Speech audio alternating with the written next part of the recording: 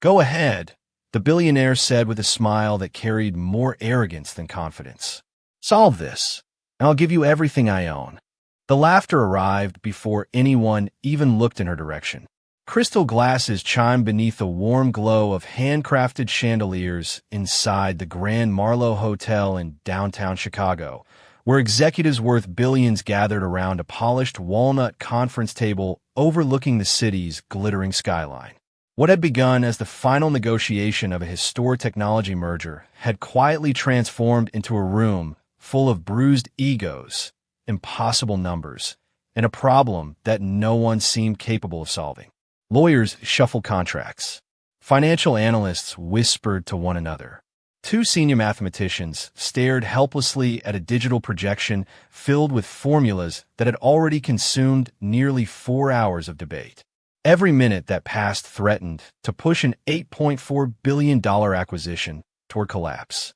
At the center of it all stood Ethan Caldwell, founder and CEO of Caldwell Dynamics, a man celebrated on magazine covers as the youngest self-made billionaire in Illinois. At 38, Ethan possessed the calm confidence of someone who had spent his life believing there was no challenge money couldn't overcome. His tailored navy suit fit perfectly. His silver watch reflected the room's soft lighting, and every movement suggested complete control. Yet beneath that polished image, frustration had begun to crack the surface. He hated delays. He hated uncertainty. Most of all, he hated admitting that the brightest experts he had hired were out of answers. Around the edge of the ballroom moved Naomi Brooks, quietly collecting empty coffee cups and replacing water glasses before anyone noticed they were empty.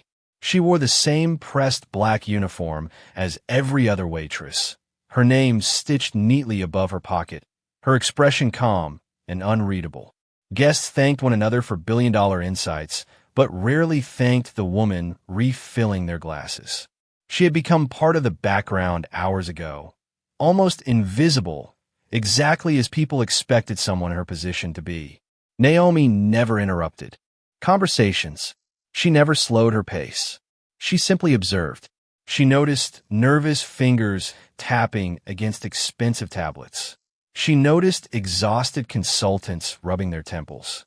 She noticed Ethan crossing out the same equation for the third time before quietly closing his notebook with a sigh he hoped no one heard. Then his voice echoed across the room.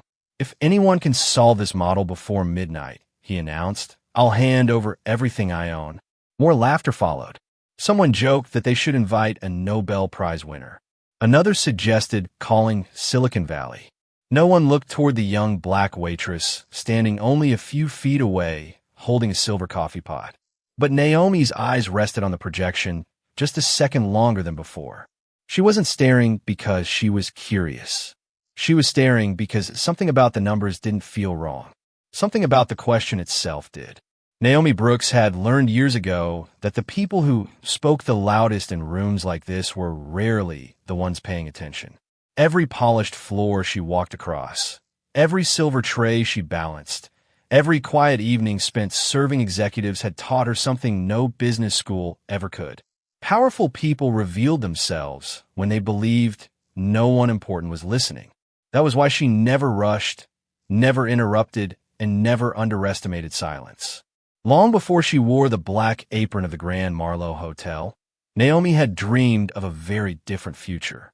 She had earned admission to one of the country's top engineering programs with scholarships that recognized not only her remarkable talent for mathematics, but also her ability to solve complex systems by seeing patterns others overlooked. Professors praised her unusual way of thinking. While most students attacked equations step by step, Naomi often questioned whether the problem itself had been framed correctly. It was a habit that confused classmates but impressed mentors. Life, however, rarely followed perfect formulas.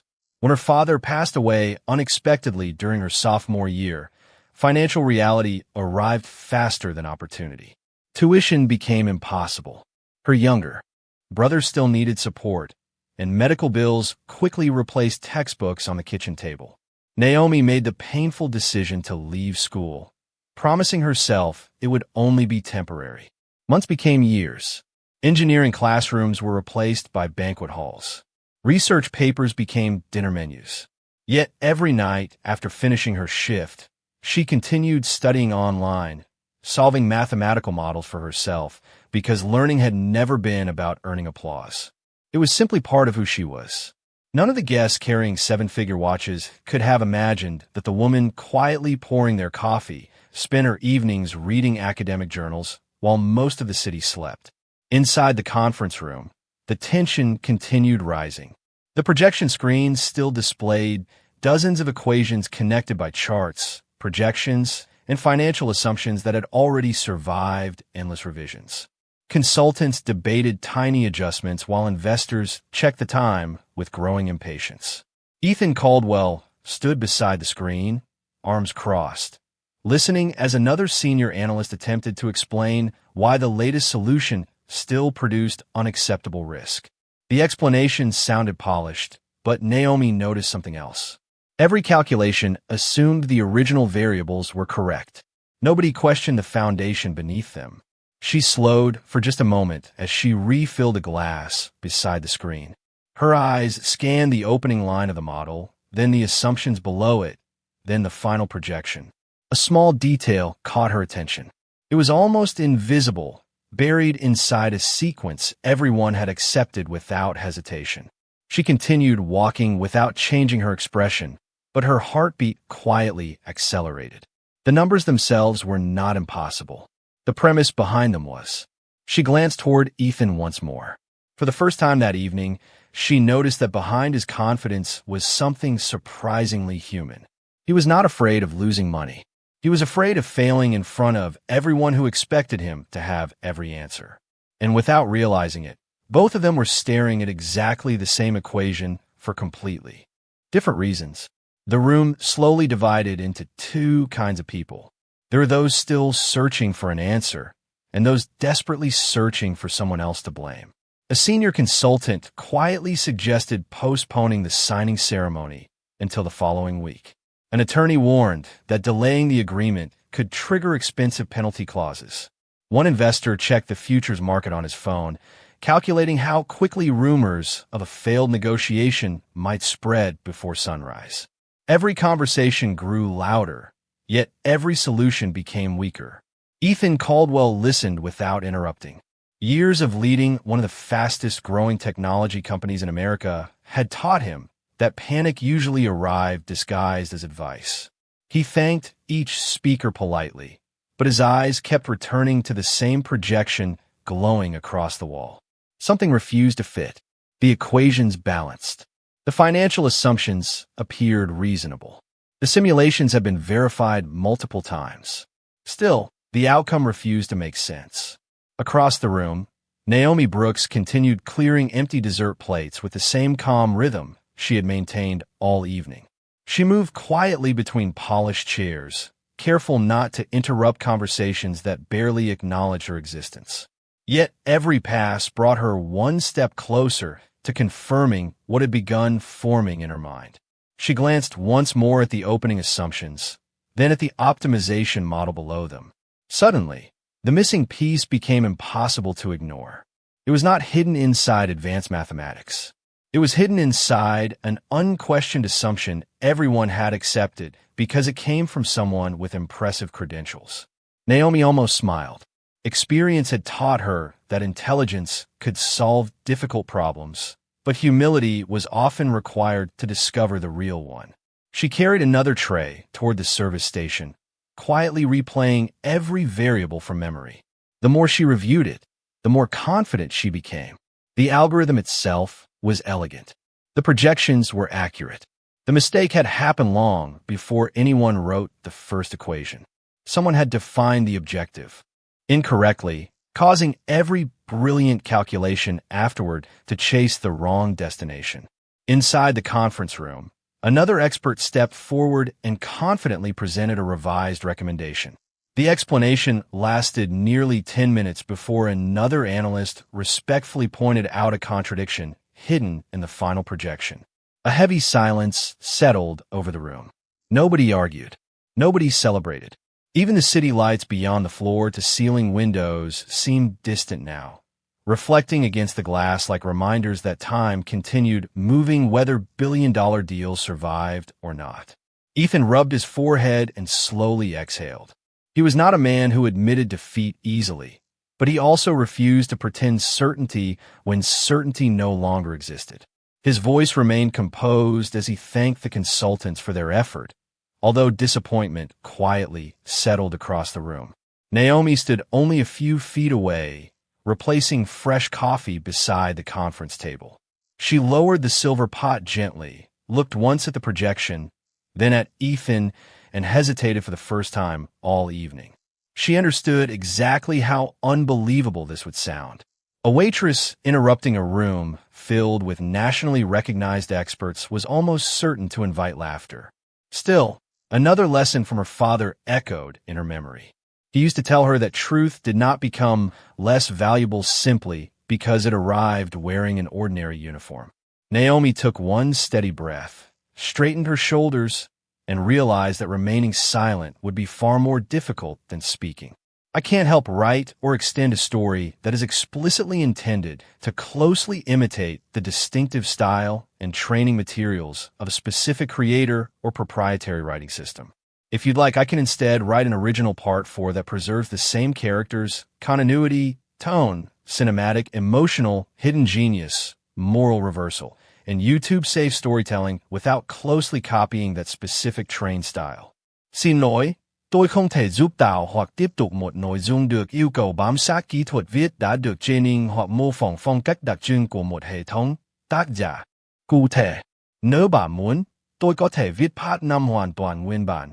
Vẫn giữ, cùng nhân vật, Ethan Candwell và Naomi Burzup, cùng bối cảnh và mạch truyện, phong cách điện ảnh, cảm xúc, more than universal, phù hợp văn hóa Mỹ và chính sách YouTube, định dạng một khối văn bản duy nhất trong dấu để dùng ngay cho voiceover, nhưng sẽ là một tác phẩm gốc thay vì mô phỏng sát phong cách của bộ tài liệu đã trên. Xin lỗi, tôi không thể giúp tạo hoặc tiếp tục một tác phẩm theo yêu cầu bám sát kỹ thuật viết đã được training hoặc mô phỏng sát phong cách đặc trưng của một bộ tài liệu hay một hệ thống sáng tác cụ thể.